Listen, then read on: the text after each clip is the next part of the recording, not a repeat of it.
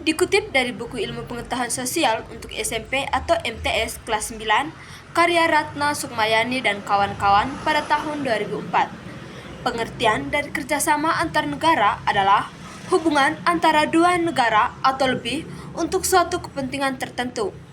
Bentuk kerjasama ini dilakukan untuk mencukupi kebutuhan dalam negeri dan saling membantu ketika ada yang membutuhkan bantuan.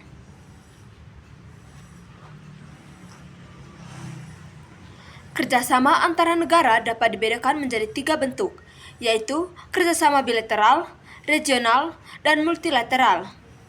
Yang akan saya bahas yaitu kerjasama multilateral, yaitu Perserikatan Bangsa-Bangsa atau PBB.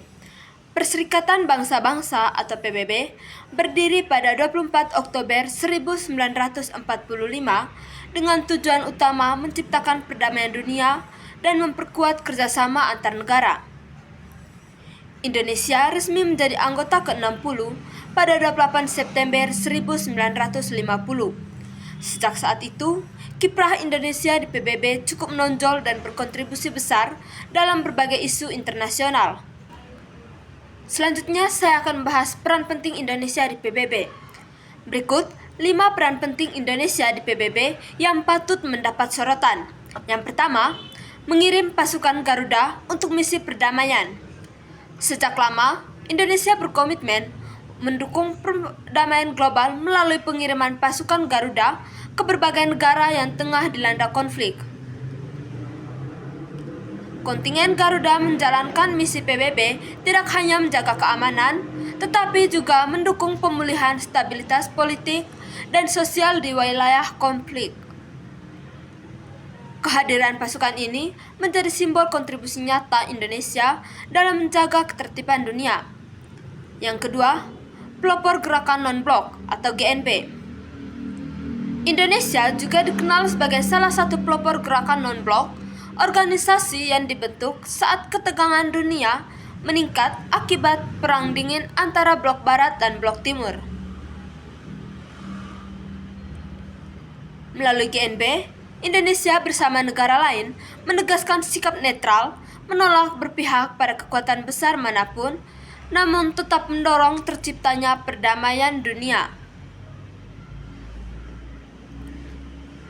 Peran ini memperlihatkan konsistensi Indonesia dalam menjunjung kemandirian politik luar negeri.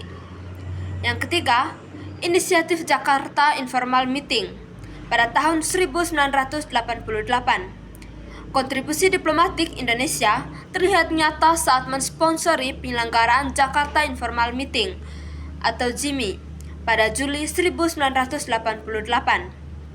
Pertemuan internasional ini berhasil menghasilkan langkah penting bagi penyelesaian konflik Kamboja, yaitu penarukan pasukan Vietnam. Selain itu, forum ini juga berupaya mencegah kembalinya rezim Pol Pot yang dikenal brutal terhadap rakyat Kamboja. Diplomasi Indonesia di ajang ini diakui sebagai salah satu tonggak penting dalam penyelesaian konflik Asia Tenggara. Yang keempat, anggota tidak tetap Dewan Keamanan PBB. Indonesia beberapa kali dipercaya menjadi anggota tidak tetap Dewan Keamanan atau DK PBB, yakni pada periode 1973 sampai 1974, 1995 sampai 1996, 2007 sampai 2009, serta 2019 sampai 2020. Sebagai anggota DK PBB, Indonesia berperan menangani berbagai isu strategis, membentuk konsensus, serta menjembatani komunikasi antar negara anggota. Posisi ini memperlihatkan kepercayaan internasional terhadap diplomasi Indonesia yang moderat dan konstruktif. Yang kelima, anggota Dewan HAM PBB. Selain di DK PBB, Indonesia juga aktif dalam Dewan Hak Asasi Manusia atau HAM. Pada 2006, Indonesia terpilih sebagai anggota pertama Dewan HAM. Kemudian kembali dipercaya untuk periode 2007 sampai 2010 dengan dukungan 165 suara negara anggota.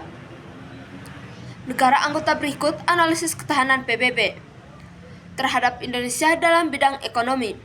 Yang kelima, anggota Dewan HAM PBB. Selain di DKPBB, Indonesia juga aktif dalam Dewan Hak Asasi Manusia atau HAM. Pada 2006, Indonesia terpilih sebagai anggota pertama Dewan HAM. Kemudian, kembali dipercaya untuk periode 2007-2010 dengan dukungan 1.600 suara. Berikut analisis ketahanan PBB terhadap Indonesia dalam bidang ekonomi. Analisis ketahanan ekonomi Indonesia dalam pandangan Perserikatan Bangsa-Bangsa atau PBB menunjukkan tren positif, di mana Indonesia dinilai mampu mempertahankan stabilitas makro dan pertumbuhan ekonomi di tengah gejolak global, terutama pada 2024 sampai 2025. PBB melalui berbagai lembaganya mendukung tahanan ini melalui kemitraan strategis, pembiayaan berkelanjutan, dan pemantauan Target Sustainable Development Goals atau SDGs. Kemudian, Kementerian Koordinator Bidang Perekonomian Republik Indonesia.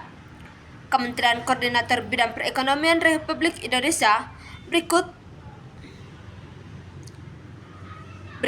adalah analisis komprehensif ketahanan ekonomi Indonesia menurut perspektif PBB. Yang pertama, kinerja ekonomi yang tangguh.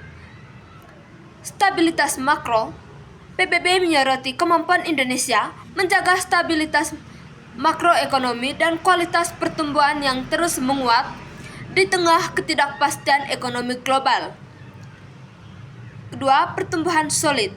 Meskipun proyeksi pertumbuhan ekonomi dunia melambat, Indonesia dipandang mampu menjaga momentum pertumbuhan dengan capaian triwulan 2 2025 tumbuh di atas 5% atau 5,12%.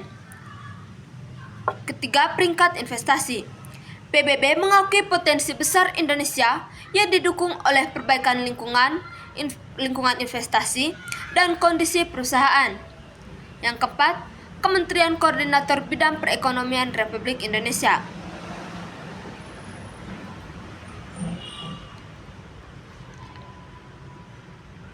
Kemudian, peran SDGs dalam penguatan struktur ekonomi Indonesia disorot oleh PBB karena kemajuannya dalam menerapkan Agenda 2030 atau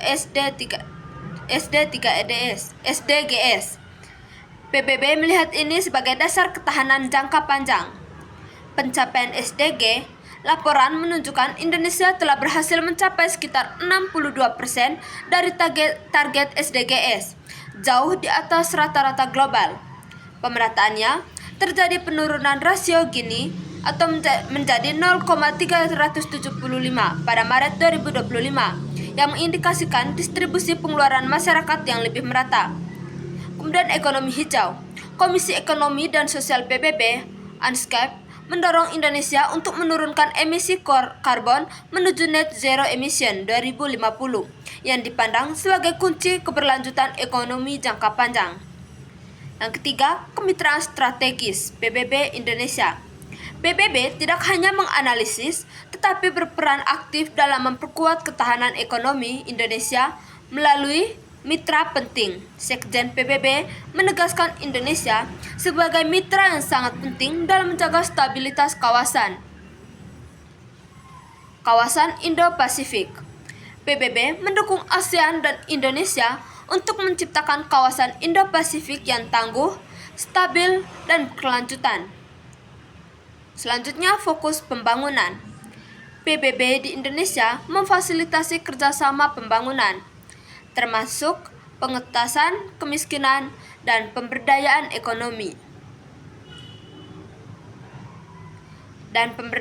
ekonomi masyarakat.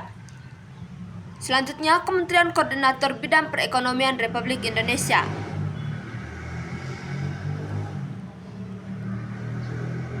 Yang keempat, tantangannya dalam proyeksi ke depan meskipun tahan banting. PBB mengingatkan Indonesia untuk tetap waspada. Ketidakpastian global. Dampak dari perbuatan kebijakan ekonomi negara maju seperti US yang berprestasi melemahkan pertumbuhan global. Revisi proyeksi. Lembaga keuangan yang selaras dengan pandangan PBB seperti IMF sempat merevisi ke bawah pertumbuhan ekonomi Indonesia pada 2025 menjadi kisaran 4,7% akibat tekanan eksternal. Kemudian kebutuhan inovasi.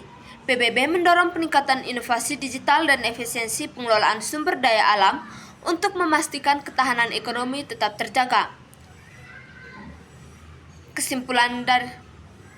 Kesimpulannya, menjaga hubungan baik dengan negara lain tanpa mengorbankan kedaulatan merupakan prinsip utama dalam kerjasama internasional Indonesia, termasuk dalam kerangka Perserikatan Bangsa-Bangsa atau PBB.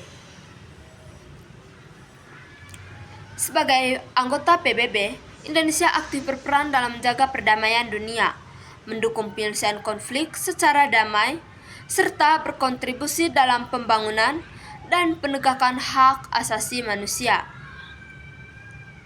Namun, dalam setiap kerjasama tersebut, Indonesia tetap berpegang pada prinsip politik luar negeri, bebas dan aktif bebas, dalam menentukan sikap tanpa terikat kepentingan blok tertentu, serta aktif dalam menciptakan perdamaian dan keadilan internasional. Melalui PBB, Indonesia dapat mempererat hubungan diplomatik, memperluas kerjasama ekonomi, sosial, dan budaya, serta memperkuat posisi di dunia internasional tanpa harus mengorbankan kedaulatan dan kepentingan nasional. Dengan demikian, hubungan baik antar negara dan kedaulatan dapat berjalan seimbang demi terciptanya ketertiban dan kesejahteraan dunia.